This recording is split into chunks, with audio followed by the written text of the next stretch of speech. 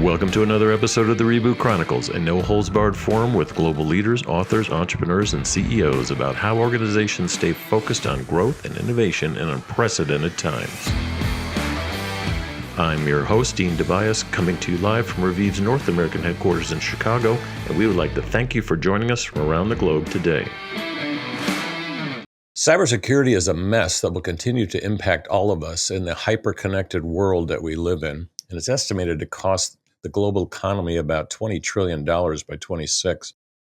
Today's Reboot Chronicles episode is Eric Rosenbach, who's been confronting cyber risk for decades. Eric is a Harvard faculty member and director of the Defense Emerging Technology and Strategy program, which we'll get into. And previously, he was the chief of staff of the U.S. Department of Defense. A huge job. Oh, my gosh. Let's just talk about that a little bit.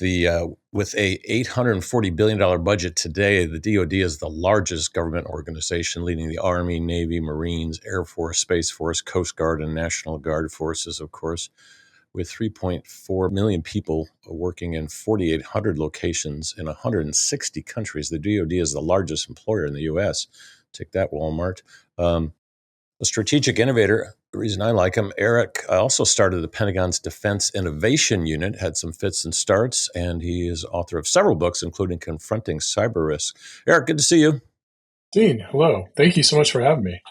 Yeah, it's great to have someone. I've worked with a lot of people who've been both in the public and private sector and somehow know how to operate in both. It is like a rare skill. So I'm going to put you in the hybrid leadership category. And Yes. you've got so many stories to tell. I'm never sure where to start with someone like you. Just your wheelhouse right now, just especially after DoD has been heavy, cybersecurity and probably heavier when you're doing cyber defense. Of course, you're a good strategic, innovator as well. So, when I look at cybersecurity today, how safe or unsafe are we? Yeah, it's always a good question. When I first started working as the lead for cybersecurity for the Department of Defense, I was known as the Cyber Czar, which always sounds really cool until you realize that almost every czar has been decapitated. So I was I not know. decapitated. I never understood why our government uses that. It's like a Russian thing. Yeah, it's so like weird. a weird mashup of being Russian but trying to put a U.S. label Yeah, on you're it. one of the first cyber czars. I remember that. It was the first in DoD. And, interesting job because your primary job is trying to make sure you're protecting the Department of Defense's networks, which, as you can imagine, is pretty extensive, right? It's a $60 billion IT budget. The military is highly dependent on networks, whether they're commercial satellite-based, ground-based internet. All of our weapons nowadays, most of them are based on GPS, so there's a lot of infrastructure associated with that. Is just trying to protect all that and do it in a way that still enables the mission. Then, after leaving the Department of Defense, I've moved more to teaching that in an academic setting and spending a lot of time with boards and directors to try to figure out how to manage that risk. And the reason that I say those two things is, when you're in the Department of Defense, it's easy to be hyperbolic about the cyber threat and use images of a digital mushroom cloud and really get people scared. But when you're on a corporate board, that doesn't really help you think about what to do for your firm, because then you're just going to throw your hands up and think like, if it's a nuke, we can't protect against that. So being much more, kind of like thoughtful about how you can mitigate risk, make smart investments. I think overall we're better off, but that it's more complicated for people who are in positions of leadership in both the public and private sectors. Yeah. So, what was it like, being the chief of staff for the DoD, and you were also a assistant secretary of defense, and in that category that you were in. What was your first day like in that job? I can't imagine. I would rather run Walmart than or Amazon, our two largest employers in the U.S., than the DoD. I've never seen so many moving parts in my life. Yeah. On the one hand, it's an amazing job because you see so many things. You meet so many incredible people who are so driven to serve and serving in a way that really is focused on keeping America safe, and trying to do good things. Um, on the other hand, it's by far the hardest job I've ever had. I would be in there at 5 a.m., read all my intel reports, make sure things were all squared away for the secretary, check in on what was happening overseas with operational commands, see if there are going to be any meetings in the White House, be there usually 16, 18 hours a day, normally 6 days a week, sometimes seven, traveling very often, almost always with the Secretary of Defense too. So it's interesting, but it's super intense. And like you said, it's the biggest organization in the world, I think, actually, Yep. not only employer, and very complicated. So a lot going on there. And when you went back out to the private sector, did you miss that a little bit? Because You know, that is I think a there are a that's, lot of people who have a little FOMO when you leave those kind of like high powered government jobs because yes. imagine if you're the chief of staff and you're right there with the secretary, you probably have 100 people to staff you on everything that's going on during the course of a day. That's not the way it works in the real world. But the truth is, I was so tired. You can only do those jobs for so long before you're kind of like burnt to the core. Um, so now, when I see a major crisis happening or multiple major crises in one time, I can empathize with all the people working on that, but I don't really miss it, to tell you the truth. Kind of like been there, done that, and now time to do some other things in life. Yeah, because you were in it before, so Yeah, that yeah, makes a lot of exactly. sense. Yeah, We just had our annual Kellogg Governance Conference at Northwestern, and all the yeah, big public board. Crowdstrike was there again this year, and every time I listen to them, it's I never feel good, and I know a little something about cyber, not as much as you do anymore, but yeah. it always seems like we as an industry, as a country, as governments, so taking one step forward and a couple steps sideways and three steps back, and always on our heels. Yeah. Is that the wrong impression people should be getting about our ability to, at least for companies? I know consumers are different, but to stay ahead of this massive threat that keeps happening every second of the day? I think trying to be as kind of like clear eyed about the threat and the risk as possible is the best Yep. thing to do. And sometimes being really honest. A firm like CrowdStrike will make things seem a little worse than they are only because it's good for their business. And it's one of those unique industries where when you hype the threat, it scares people to the point that they may spend more money. Although for a lot of I saw CEOs a and lot of board texting. members, Yeah, there's a yeah, lot of texting from board members in the crowd. You're right. there is also now the threat of real litigation against boards and CEOs. So that is a real thing. But Yes. I would say that there are two things that happened about 6 years ago that are really driving the current cybersecurity environment. The first is that cryptocurrencies and Bitcoin in particular became much more easy to use and operational. And then there were a series of leaks from the government, I hate to say, and this is now unclassified, that really facilitated the development of ransomware. And I don't need to tell you, Dean, but when you have cryptocurrencies and Bitcoin and new ways to conduct ransomware attacks, including as a franchise, ransomware as a service, it's really just exploded, that environment to the point now that you'll see the public stats on ransomware payments going up, and the number, if you ask around, that it's actually probably 10 times worse than what the publicly available stats are on ransomware attacks and ransom payments. So, Yeah. there's a lot Yeah. packed into that.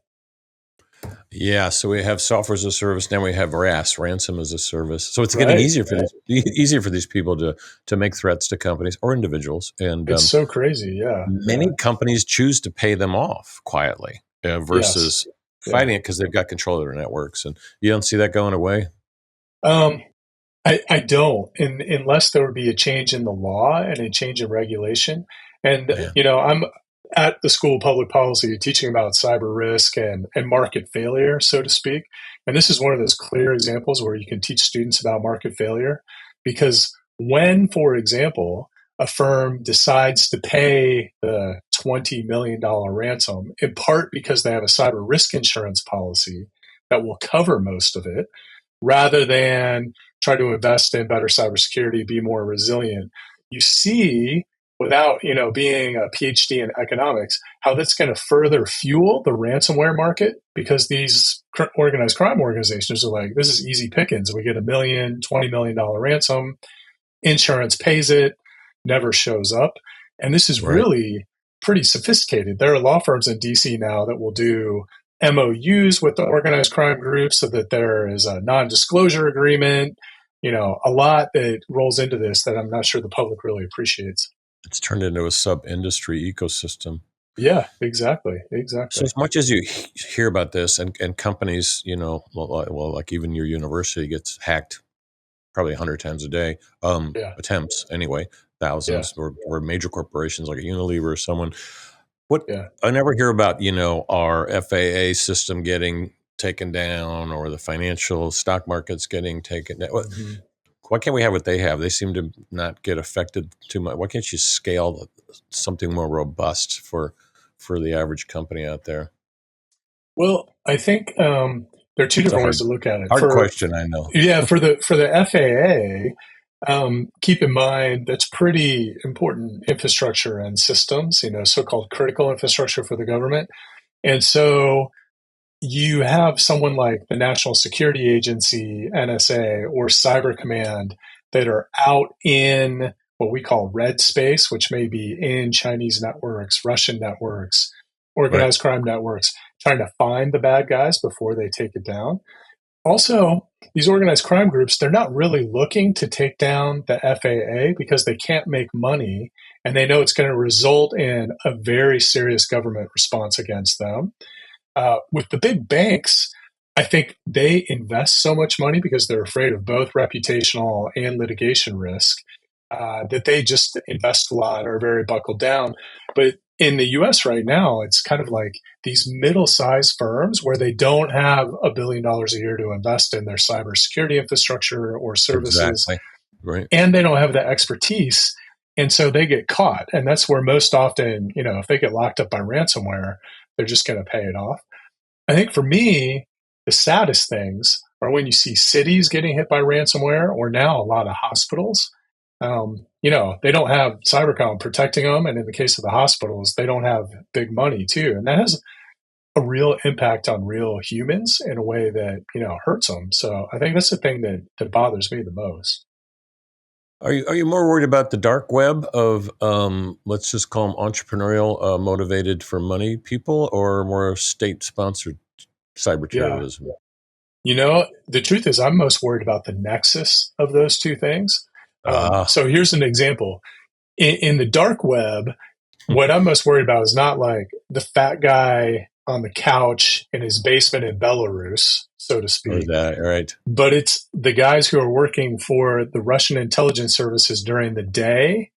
And then at night, they may use those same sophisticated tools to go home and do ransomware attacks. Or I think what's even more complicated and a little more disturbing is it's pretty clear that President Putin just allows his intelligence organizations to also dual purpose that to make money, that probably a cut of which goes to Putin and his cronies and to the government in a way that you can understand, right? It's like taking a piece out of the US economy, making things harder on us. And why in the world would Putin do anything but want to undermine the United States right now?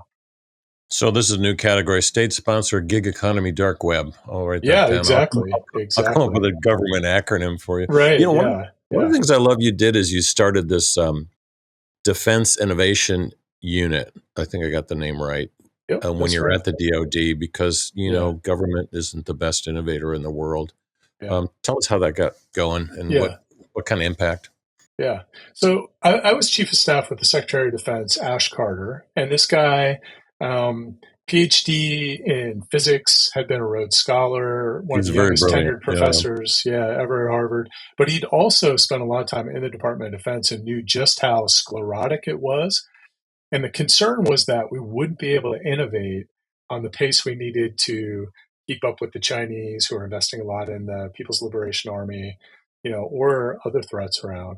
And so the idea was to stand up an organization in Silicon Valley, then later in Austin and in Cambridge, Mass, that would try to harness some of the innovative energy from the private sector in Silicon Valley and bring more of that new emerging tech into the department so that we weren't just reliant on, the normal big defense contractors. So to do that, we had to stand up a little organization there in Silicon Valley, give them a little bit of money, and try to find ways, that we could bring new tech in, both people and ideas. And that was the vision for it. Now, as you say, it went through fits and starts, and I can tell you a little bit more about that too, as well, if you want. Yeah, let's hear it. We love the Well, story. the idea in of itself was good, but what happens a lot of times in the Department of Defense and the military is if you have a good idea and it looks kind of sexy, it attracts a lot of very senior general officers in particular. The 3 and 4 stars love to go do, kind of like touristy type things to look at what's new and interesting. The petting zoo phase, we call it. Yes, exactly. It's like, Well, this is just like in the movies. Oh my gosh. It's just like in the movies, right? Exactly. You're doing the dog and pony show is what you would say in the military. And as it turned out, for the first 9 months of this organization, the organization was doing more dog and pony shows than it was actually bringing new tech into the department. And so I was the chief of staff. One day I got a call from a Wall Street Journal reporter that said, "Hey, I wanted to give you a heads up. In about 3 or 4 weeks, I'm going to put a story out, probably it's going to be front page, that says the Secretary of Defense's signature effort to improve innovation in the Department of Defense is a massive failure. There's nothing going on. The tech firms think it's bureaucratic. No contracts have been generated. No tech is going in." And I thought, okay, this is going to be bad, shorthand. It was probably Went to talk to the secretary. Somewhat true, probably. Yeah, he was not. You were kind of stuck on the launch pad, it sounds like. Right, yeah, he was not that excited about it. A lot of his personal reputation was tied to this because we'd done a very big rollout. He was the first Secretary of Defense in 25 years to be back in Silicon Valley when we launched this thing. So, you know what we did? Like fitting perfectly with the Reboot Chronicles is we just decided we had to declare failure, move out some of the leadership, go to Silicon Valley, say that we failed in our first instantiation of it, introduce new leadership. This guy, Raj Shah, who's a former F-16 pilot, had spent a lot of time in the Valley, done 2 successful exits, re-announce DIU, at the time experimental, X 2.0, and let it run. And it's been interesting to see because that then worked and started to work at another valley of death, which is typical in this tech scene, until now you get to the point where there's a guy named Doug Beck and his deputy, Aditi Kumar, who are there and are really making a lot of progress. Doug Beck is a former VP at Apple, working directly for Tim Cook, also a naval officer. Yep. Yeah, and they're getting in a lot of the technology we need, especially with autonomy and space and kind of digital manufacturing that are really good for the military. Yeah.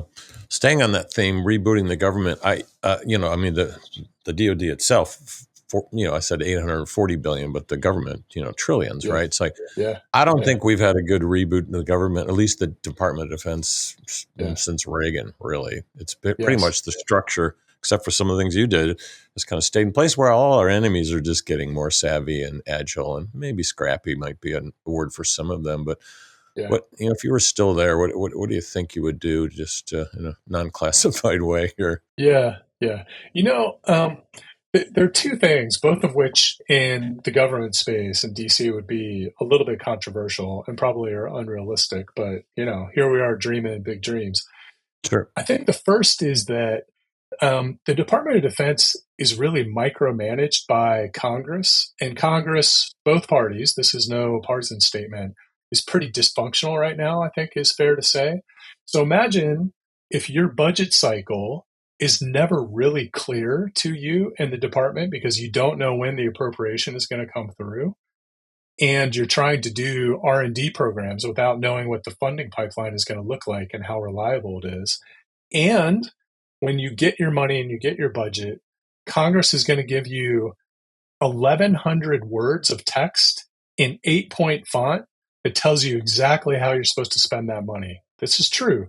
The Defense Authorization Act, the NDAA, it's that micromanaging. So imagine you're running this huge organization, the biggest in the world, and every year you get 1,100 pages of micromanaging guidance from Congress about how you should innovate. That's not good, I think, by any standard of management. The second, which again, is semi-controversial, is when you have $850 billion, there's not a lot of innovation going on. And here's why. You have so much money that you don't have to be scrappy. In my experience, the organizations that have always been the most innovative are those that are lean, they're a little hungry. They have to Exactly. innovate to survive. They're more creative because they have to think about a more scarce allocation of resources. And that's not the Department of Defense right now. And a lot of major corporations struggle with that too. They've set up innovation labs like you did. They failed. They retry them, reboot them. They use our Dancing with Startups program. It helps them. Uh-huh. I think the government calls it red sites. It lets them kind of do Yeah. stuff outside of the mothership, but they're all Yes. struggling with it. And Yeah. I just figured if you could reboot the government, you could reboot anything. But motivation aside, of course. But if you look at, in my intro, Walmart, largest employer in the U.S., followed by Amazon now, the second largest in terms of workforce, in terms of people, whatever you say, FTEs. Did you guys ever share best practices? Because you were running very similar complex organizations. Oh, sure. You weren't greeting the customers at the door, but you were doing things harder than they were doing. It's a great question. One of the other things we did then when I was chief of staff is to establish an innovation board. And the people who we invited to the board, for example, were someone like Eric Schmidt, who at the time was still CEO of Google, had Jeff Bezos on the board for a while, because we did want to learn best practices from them about, for example, when you're running a huge organization that is very network dependent, like the Department of Defense. What can you learn from Google? What could you learn from Amazon about logistics, supply chain? Just like the Department of Defense is very just-in-time delivery for munitions, fuel, all of those things that help you with the readiness perspective. So you can learn some things, and I think it's pretty helpful. But the biggest difference— it's two ways. They probably learned a lot from you. Probably, yeah. I think they find it very interesting, and they learn, I think, the most about the way we develop talent, the way we invest in the longer term in technology through some of the defense labs and other things like that. But the biggest difference is just, when you're in the government, your appetite for risk is different because you're spending taxpayer money. And often I'll hear from, people at Harvard Business School across the river from the Kennedy School, for example, the government is so bureaucratic, everyone's afraid to take risk. And then I'll remind them, if you fail, and even if it's only $1 million failure on something, you're going to be in the Washington Post. There's going to be a hearing about it. It's taxpayer money. So, you have to be a steward in a way that is a lot different than the private sector. Yeah, and you have to be, like you said, the long-term trajectory of what they could be doing is not always as clear. For instance, you teach a lot of emerging tech and AI.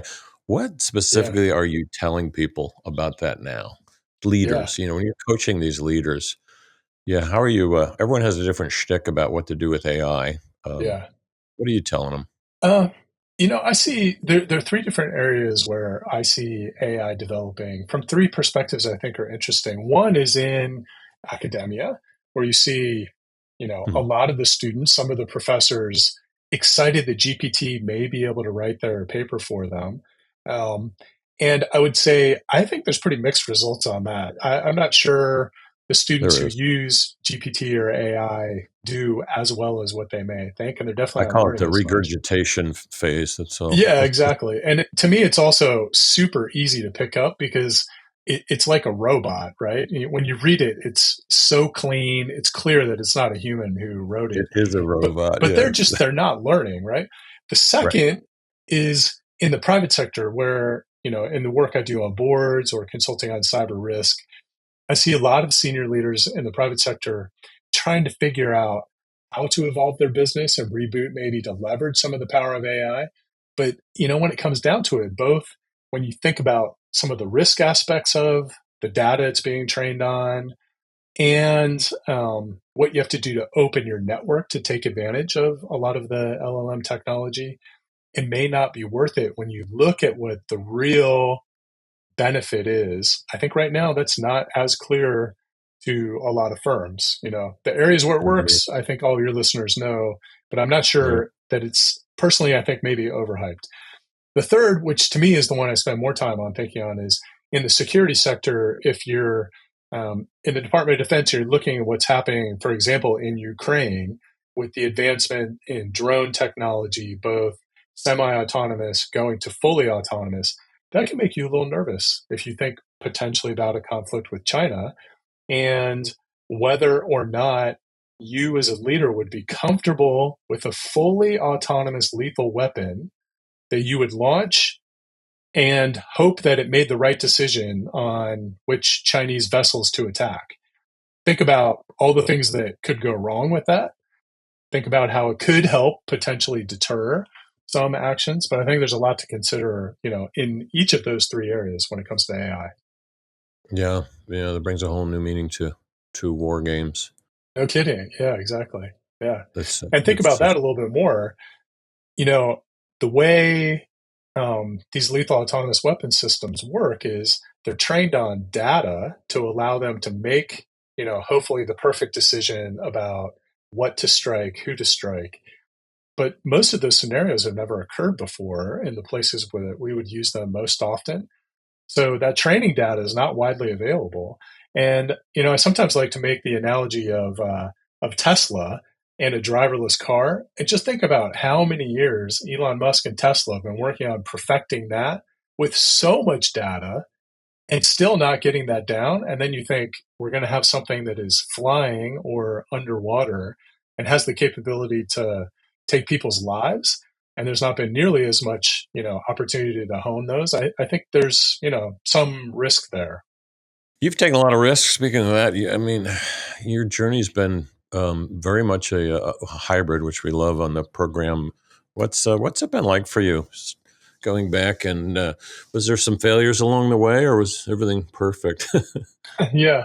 Um, yeah, I'd like to tell my students sometimes that my career, when you look at it, it's been a little bit schizophrenic because I was in the Army for a while, was in the private sector for a while, worked on the Hill, worked in DoD, now I'm in academia. So it's not really a straight line thing. And at the end of every semester for my class, what I tell them is the one thing that has been consistent is that I've failed pretty repeatedly. And there are a lot of different stories about that. So here's one good example. When I first got out of graduate school, my dream was to be a diplomat. It's the only thing I'd ever wanted to be after I got out of the Army, was to be an ambassador, join the Foreign Service. Could not pass the Foreign Service exam. Just graduated from Harvard and the Kennedy School, could not pass the Foreign Service exam. Can't have any So better training than that. yeah, that's what I thought. So there I was with all this student debt, not able to even pass the exam. So I decided I was going to work on a presidential campaign. You know what? That didn't work. I ended up being unemployed for a little while. Yeah, I Luckily, bet. got a job on Capitol Hill, working for another party. So another thing that's odd is I've been going back and forth to work for both parties. And Nice. you know what? At one point, I got fired from that job for something I had done, which was at the direction of my boss at the time. Um, and so, That's there's that's what you been get for probably a taking series a. of like 5 or 6 things where I either got fired, failed again, and it's through that I kind of realized that if you're not taking enough risk that you do fail, then probably you're not doing enough to have an impact in the world, whether it's for the public sector, which is where I enjoy most working and try to inspire my students, or even in the private sector, when you're trying to create value for shareholders or make things better for consumers. Yeah, what other career advice do you give your students?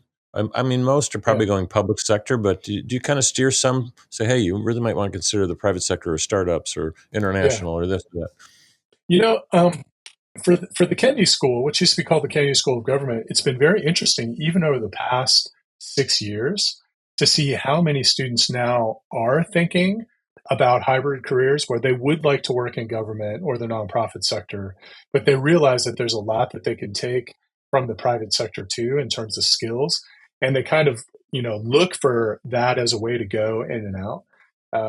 I think the first thing that I tell them is that you can have a plan, but it's not going to be point by point. You just have to work hard, have low expectations, and enjoy the ride, because you're going to put luck in your way, is the way I explain it. Work very, very hard, and you're going to make some luck for yourself, I think. Another thing that I've seen in my career, but more often from a lot of students who, I've mentored who have graduated, is they're willing to take non-sexy jobs that are both intellectual, but also very operational and gritty. And they prove that they can get stuff done and that they can execute.